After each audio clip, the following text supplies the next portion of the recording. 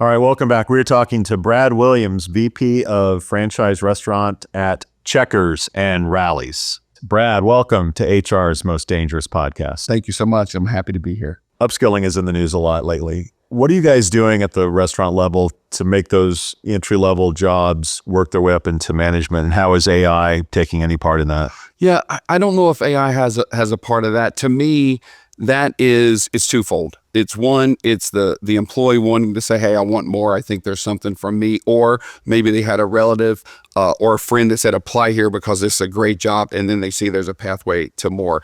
On the franchisee or owner side, I think it's always looking for those people to say, who's next in my organization on my bench that can be my next shift leader, that can maybe run a restaurant.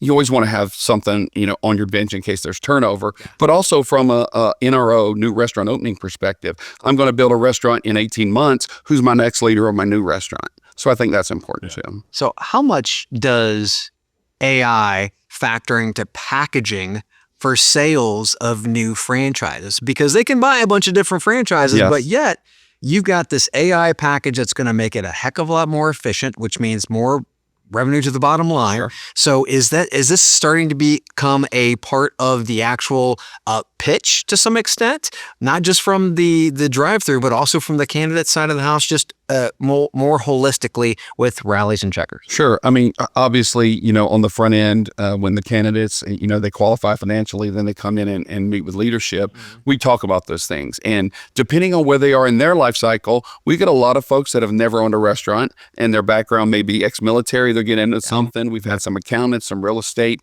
and they don't know anything. So we talk about everything. And then on the other side, we talked about these franchisees that have other businesses and they may have heard through the trades, oh, tell me about your AI in the drive-thru. Tell me about Paradox. I've heard something about that. What is that?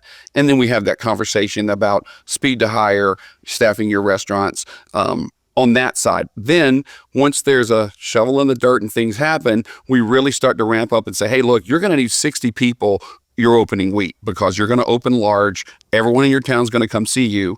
How do you scale to 60 within 10 days? Because if you hire too soon, you've got nowhere for them to work, nowhere for them to train, and then they go find something else. So this is where really Paradox has helped so much is that 10 days before hire, flip the switch on and the applications come in. Wow. Yeah. Wow. The war for talent is real. It is real. In your space. We talked about the recruitment side, speed kills, hours to interview, et cetera.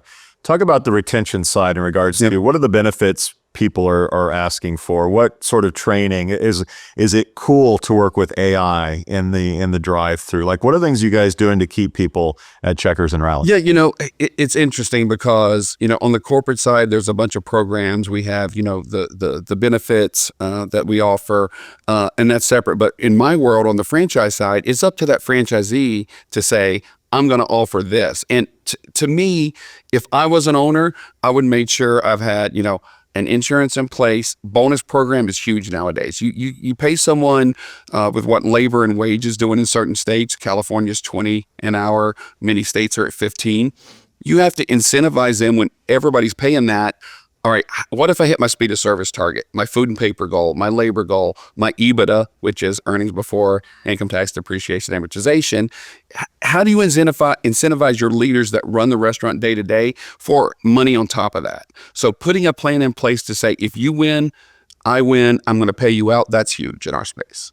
So how much of that discussion today is focused on that? Because for me to be able to get all this tech put in place, you're going to have to show bottom line impact pretty quickly. So how much of this conversation is actually focused on EBITDA, bottom line, the actual business pieces? Yeah. So once they're up and running, because it's very hectic to open a restaurant, and then you open we open at $70,000, $80,000, $90,000 a week. That's a lot of $10 combo meals going out the window. And remember, my restaurants don't have dining rooms for the most part. There's a subset that do, but all our brand new restaurants, they're drive-throughs. So we're pushing all that business through the drive-through. So it's very hectic. So once it settles a little bit, we start making sure they have their financials in place, looking at their controllables, because, if you're brand new to the space and you don't know about theft and shrinkage, we have to teach that. So you're missing 4 points. 4 points on $1 million over a year is a lot of money.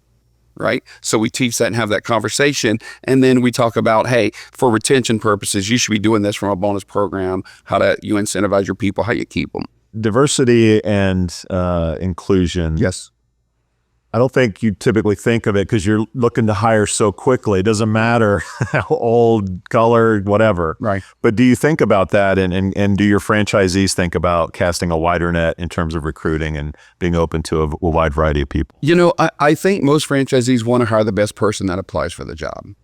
I truly believe that. We got a great group of franchisees out there, and I ran the numbers last year, and I think it was 68% of my franchisees were non-white. So the pool itself is very diverse within Checkers and Rallies.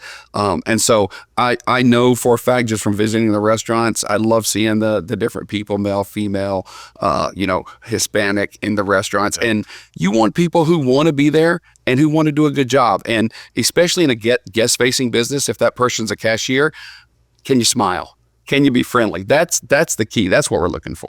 Yeah. It doesn't matter what color you are, what gender you are. You say Baconzilla, you get a I smile. was going to say, it's amazing how good the Buford tastes to everybody. Doesn't matter who you are. That is Brad Williams, everybody. He is VP of Franchise Restaurants at Checkers and Rallies. Brad, for our viewers that want to know more about you or connect with the restaurants, where would they go? Yeah, if you Google Checkers and Rallies drive-in restaurants, we're the first one. And then on that, there's a locations button. For the most of the country, we're going to be around you. Please come see us. We'd love to serve you a Baconzilla or a Big Buford, and of course, our fries. Those fries. Got to get those Brad fries. was talking my love language. Chad, that's another one in the can. We out.